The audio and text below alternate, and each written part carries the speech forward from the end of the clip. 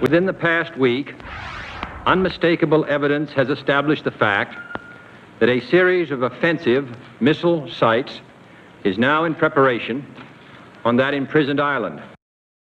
That was the start of President John F. Kennedy's message to the nation on October 22nd, 1962.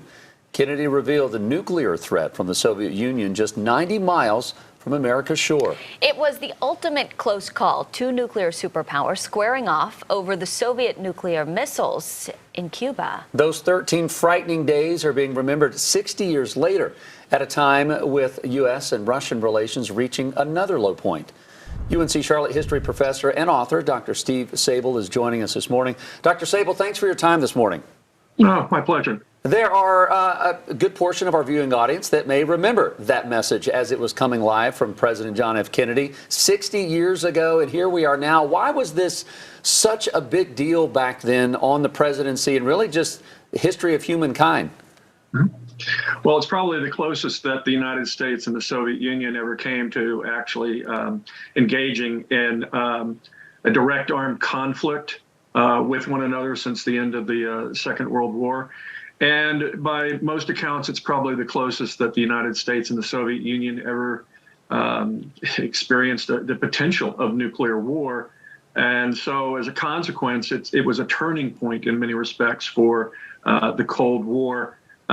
It eventually was de-escalated, but at the same time, the fear was very, very real and tangible for people in Europe, the United States, Cuba, and within the Soviet Union. What are some of the frightening lessons and really the importance of leadership that came out of the Cuban Missile Crisis and the lessons that you still teach today?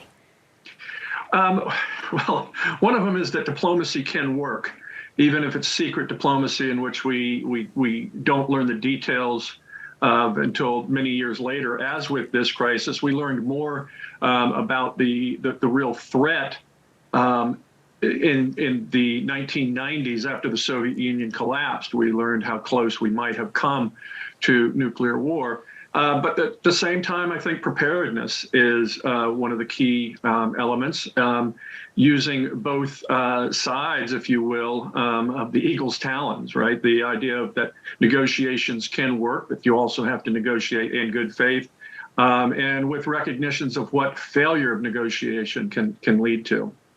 As we look at some of these black and white pictures from 60 years ago, and for those of us that were not around when it actually took place, what were those moments for the U.S. like? I mean, this really must have been scary. The duck and cover drills started taking place. What were those moments like for America? Well, very, very tense, because the 1961 was an equally pivotal year. That's the year in which of course, you have the Bay of Pigs invasion, which was a massive failure and rather humiliating for the new president, John F. Kennedy. Of course, you also then get the failure at the Vienna conference in June, in which Kennedy comes across as very naive and inexperienced. And then in August of '61, you start seeing construction on what eventually becomes the most symbolic sort of project of the Cold War, and that was the building of the Berlin Wall. And so for many Americans, this new administration, while they may have supported Kennedy, it does seem to have led to a deterioration in the international arena, that the United States was not in a position to compete with the Soviet Union in a variety of ways. And so for many Americans, the fear is that this administration could potentially make a mistake seemed very, very real.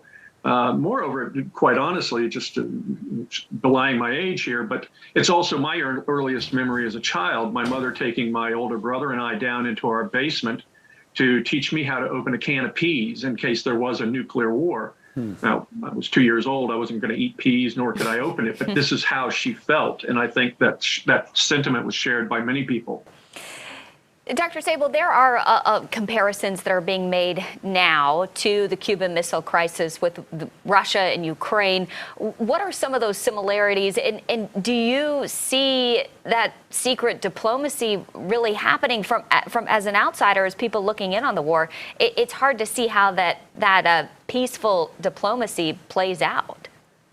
No, I would agree with that. And I'm sure that there are numerous sort of back channel conversations taking place that we won't learn about until later.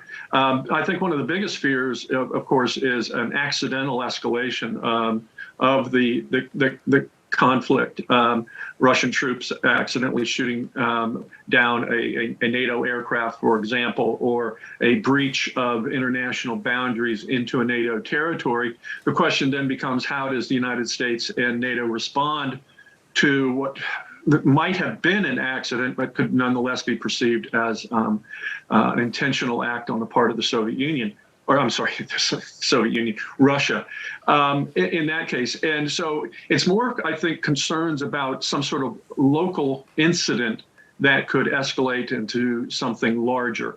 A local commander making a decision that is not sanctioned by the government in Moscow or by NATO that could potentially lead to an escalation.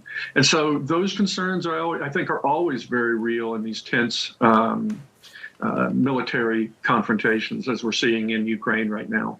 We know things are tense with Russia and the United States. We don't talk a lot about Cuba. 60 years now looking back, what is our relationship like with that country? Is it any better?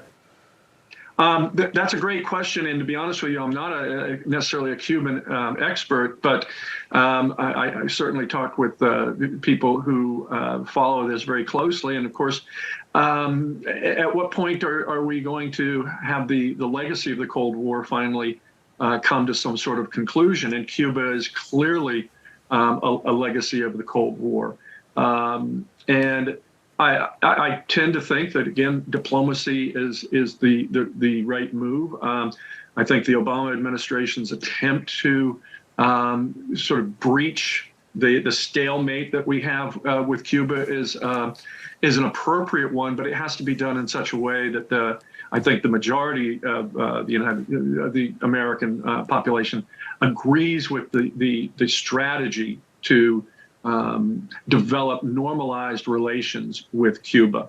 But that's going to take time. You still have a generation of Cuban leaders who are a product of the Cold War, who are a product of the revolution in the 1950s. So that's just going to take time. Mm-hmm. And I think ultimately, we'll get there, but how we get there is always going to be the mystery.